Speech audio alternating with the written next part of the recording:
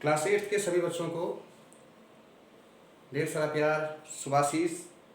आज हम आपके लिए लेकर आए हैं आपकी पाठ्य पुस्तक बसंत का पहला अध्याय अभी ना होगा मेरा अंत नामक कविता। इस कविता के रचनाकार हैं श्री सूर्यकांत त्रिपाठी निराला जी। प्रस्तुत कविता में सूर्यकांत त्रिपाठी जी ने एक पुष्प के माध्यम से, अपने वसंत के माध्यम से, अपने मन के वसंत के माध्यम से निराशावादी जीवन से आशावादी जीवन की ओर अग्रसर होने की बात कही है। कभी कभी मानव जीवन में कुछ त्रासदियाँ हो जाती हैं, कभी कभी हमारे जीवन में कुछ ऐसी घटनाएं होती हैं जिससे कि हम जीवन के प्रति नकारात्मक दृष्टिकोण भर लेते हैं, हार मान लेते हैं। लेकिन कवि ने इस कविता के माध्यम से उन सभी व्यक्तियों जो कि विभिन्न किसी परिस्थिति के अधीन होकर, विभिन्न घटनाओं के अधीन होकर के जीवन की को एक निराशा से भर देते हैं, जीवन के दृष्टिकोण को निराशा से भर देते हैं, हार मान लेते हैं, तो उनके मन में अमृत का संचय कर, उनके जीवन में आशावाद का संचरण कर आगे बढ़ने की प्रेरणा हमें प्रदान करते हैं। तो आइए देखते हैं कि किस प्रकार कवि अपने शब्दों के माध्यम से निराशावादी जीवन से आशावादी जीवन की ओर अग्रसर होने का उनकी शिक्षा हमें प्रदान करते हैं। कवि लिखते हैं कि अभी न होगा मेरा अंत, अभी अभी ही तो आया है मेरे वन में मृदुल वसंत, अभी न होगा मेरा अंत। कवि कहते हैं कि अभी उसका अंत नहीं होगा, यानी कि उन्होंने उन व्यक्तियों को कहा है कि जो किसी घटना के अधीन होकर, घटना के पराधीन होकर हार मान लेते हैं और अपने जीवन को समाप्त सा मान लेते हैं। तो कहते हैं, उन्होंने स्वयं की बात रख कर के आपके हम लोगों को क्या कहा है कि अभी ना होगा मेरा अंत, मेरा अंत अभी नहीं हुआ है, अभी अभी ही तो आया है मेरे वन में मृदुल वसंत, मेरे मन रूपी जंगल में जो वसंत है वो अभी ही आया है, मृदुल, बहुत जिसे मृदुल कहना कि मनोहर, मनोहर वसंत मेरे मन रूपी वन रूपी मन में अभी ही आया है, इसीलिए मेरा अंत तो अभी नहीं होगा। वसंत एक मौसम का नाम है, जब वेस्टलैंड से भी, एक मृदु भूमि से भी नन्ही पात, नन्ही कलियां कठोर जमीन से निकल करके बाहर आ जाती हैं। नया जीवन का संचरण हमारी प्रकृति में होता है। हमारी प्रकृति में जो पेड़ पौधे हैं, जो शीतकाल की ठिठुरन से निकलकर पतझड़ के मौसम से गुजरते हैं और लगभग मृत प्राय से लगते हैं। आपने देखा होगा कि जब पतझड़ का मौसम आता है तो वृक्ष की पत्तियां गिर जाती हैं और वो पेड़ मृत प्राय से लगते हैं। उसी प्रकार मानव जीवन में भी कभी कुछ ऐसे पल आते हैं जिससे कि वो मृत प्राय से लगते हैं, यद्यपि वो मृत नहीं होते तथापि वो मृत प्राय से लगते हैं, यानी कि उनके जीवन निराशा से घिर जाता है। अब उस निराशावादी जीवन से निकल कर आगे बढ़ना है। अब क्योंकि बसंत का मौसम आया है, अच्छा एक सीजन ऑफ फ्लॉरिशमेंट आ चुका है, यानी कि उद्भवन मुकुलन का काल आया है। आगे लिखते हैं, हरे हरे ये पात डालियां कलियां कोमल गात, मैं ही अपना स्वप्न मृदुल कर फेरूंगा निंद्रित कलियों पर, जगा एक प्रत्यूष मनोहर। ये बात है। अब इन पंक्तियों के माध्यम से, दूसरे पद्यांश के माध्यम से कवि ने बसंत के मौसम का भी वर्णन किया है और उस बसंत के मौसम में होने वाली जो घटनाएं हैं, उसका जो परिदृश्य है, उसके माध्यम से हमारे मन और मस्तिष्क से निकलने वाली जो ऊर्जाएं हैं, उसका समावेश बसंत के मौसम की घटनाओं के साथ उसका मेल किया है। तो हरे हरे ये पात डालियां कलियां कोमल गात, हमारा जो मन है, हमारा जो शरीर है, इसमें हरे हरे पात है। हरे हरे पात यानी कि आप आजकल बसंत का मौसम है, बसंत के मौसम में कलियां खिलती हैं, पत्तियां निकलती हैं, मृतप्राय पौधों से पत्तियां, नई कलियां खिलने लग जाती हैं, नई पत्तियां आने लग जाती हैं, नई डालियां आने लगती हैं।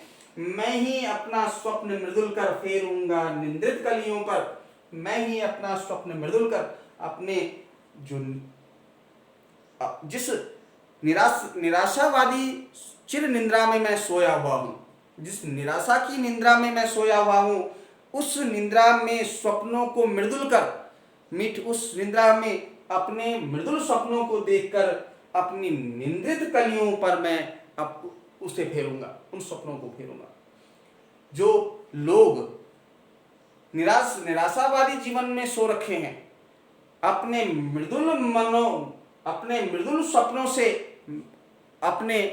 मृदुल स्वप्नों से उन पर हाथ फेरूंगा, उन कलियों पर फेरूंगा हाथ। जगा एक प्रत्यूष मनोहर सुबह, प्रत्यूष कहते हैं सुबह को। तो जो सभी वो जो निराशा वाली जीवन की रात्रि में जो सो रखे हैं, हार मान करके जो लोग सो रखे हैं, उन पर बसंत रूपी यौवन का भी, सब यौवन की बात कर रहे हैं, बसंत रूपी यौवन यानी कि जवानी जिसे कहते हैं, बसंत की जवानी का संकेत की उपमा यहाँ पर प्रदान की गई कि हरे हरे पात, डालियां, कलियां, कोमल गात, मैं अपना स्वप्न मृदुल कर फिरूंगा निंद्रित कलियों पर। उन सभी व्यक्तियों की बात हो रही है कि वो लोग जो कि विभिन्न कारणों के अधीन एक चिर निंद्रा में सोए हुए हैं, अपने आप को मृतप्राय मान रहे हैं, हार मान चुके हैं, थक चुके हैं, या हो सकता है कि कभी कभी निराशावादी जीवन न भी हो, तब भी आदमी कभी कभी सो जाता है, आलस्य कर जाता है। उस आलस्य से निकलना है, उस निंद्रा से उठना है और एक ऐसा प्रभात का उदय करना है जो बड़ा मनोहर हो, बहुत ही रुचिकर हो, बहुत ही प्रेरणादायक हो। आगे लिखते हैं कि पुष्प पुष्प से तंद्रालस लालसा खींच लूंगा मैं। पुष्प से तंद्रालस, जो तंद्रा रूपी आलस्य है, निंद्रा रूपी जो आलस्य है, पुष्प से यानी कि प्रत्येक व्यक्ति से, पुष्पों की तुलना यहाँ पर व्यक्तियों से की गई है कि उन व्यक्तियों से जो उनकी जो तंद्रालस है उसको खींच लूंगा मैं, उनकी जो आलस्य है उसको खींचना है, अपने नव जीवन का अमृत सहर्ष सींच लूंगा मैं। और अपने जीवन में जो कि हमने इसे एक मृत बना दिया, ये जीवन हमने निराशा से भर दिया, आलस्य से भर दिया, निष्कर्मण्य बना दिया ये जीवन। अब इस जीवन में अमृत का संचरण करना है, इसे जीवित बनाना है। हम जीवित रह करके भी मृतप्राय से हो चुके हैं। हम जी तो रहे हैं लेकिन एक निर्जीव वस्तु हम समाज में है। जो कुछ कर्म नहीं करेगा वो तो मृतप्राय सा है। एक कविता की पंक्तियां याद आती है कि विचार लो कि मृत्यु हो, न मृत्यु से डरो कभी, मरो परंतु यूं मरो कि याद जो करे सभी। हुई न यूं मृत्यु सो वृथा मरे वृथा जिए, वही मनुष्य है कि जो मनुष्य के लिए मरे। कार्य, जब तक आप कुछ कार्य नहीं करेंगे, कुछ बेहतरीन वर्क नहीं करेंगे, तब तक आपका जीवन व्यर्थ होता है। तो आपने, हम सब ने अपनी तंद्रालस को खींचना है, उसको बाहर निकालना है और उसमें अमृत का संचरण करना है। द्वार दिखा दूंगा फिर उनको, है मेरे वे जहां अनंत। उन सभी व्यक्तियों की बात हो रही है कि उन सबको द्वार दिखाना है, उन सबको द्वार दिखाना है मेरे वे जहां अनंत। जहां कहीं भी वे लोग, चाहे वो मेरे चिर हैं या परिचित हैं या अपरिचित हैं, उन सब व्यक्तियों की बात यहाँ पर हो रही है जो कि एक गहन निंद्रा में सो रखे हैं, एक ऐसे जीवन में जा रखे हैं जहां निराशा है, जहां आलस्य है, अकर्मण्यता है मेरे वे जहां अनंत, अभी न होगा मेरा अंत। यानी कि हम सब की, वो सभी व्यक्ति जो भी अकर्मण्यता की दिशा में हैं, आलस्य की दिशा में हैं, का जीवन का अंत अभी नहीं होना चाहिए। उन्हें कुछ करना है समाज में आगे आकर के, उन्हें अपनी तंद्रालस को त्यागना है, अपने आलस्य को त्यागना है, अपनी अकर्मण्यता को त्यागना है। तो प्रस्तुत कविता को बसंत रूपी जीवन यानी कि बसंत का जो उपमा यहाँ पर दी गई है, एक नव जीवन से की गई है कि हमें किसी भी जीवन की किसी भी जीवन के किसी भी स्तर पर अपने जीवन को एक नए जीवन के रूप में देखना है। हर नई सुबह को एक नए जीवन के रूप में देखना है और नई जिंदगी को जीने हेतु नए अमृत का संचरण करना है।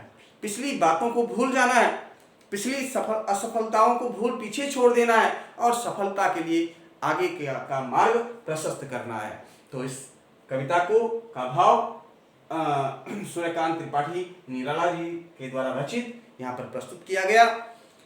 उम्मीद है कि आपके संज्ञान में, आपके संज्ञानात्मक जो आपका कंसेप्ट रहा है वो बेहतर रहा हो। अगर कहीं पर कोई किसी लाइन, किसी पंक्ति में कोई दुविधा हो तो आप मुझे वॉइस कॉल कर सकते हैं, आप मुझे बता सकते हैं। इसके पश्चात आपको इस टेक्स्ट को अपनी कॉपी में नोट करना है और शब्दार्थ भी आपके पाठ्य पुस्तक में होंगे, उनको नोट करना है। अगर आपके द्वारा अभ्यास किया गया है तो अच्छा है, अगर नहीं किया गया है तो आप हमें अवगत कराएं। तब तक के लिए थैंक यू।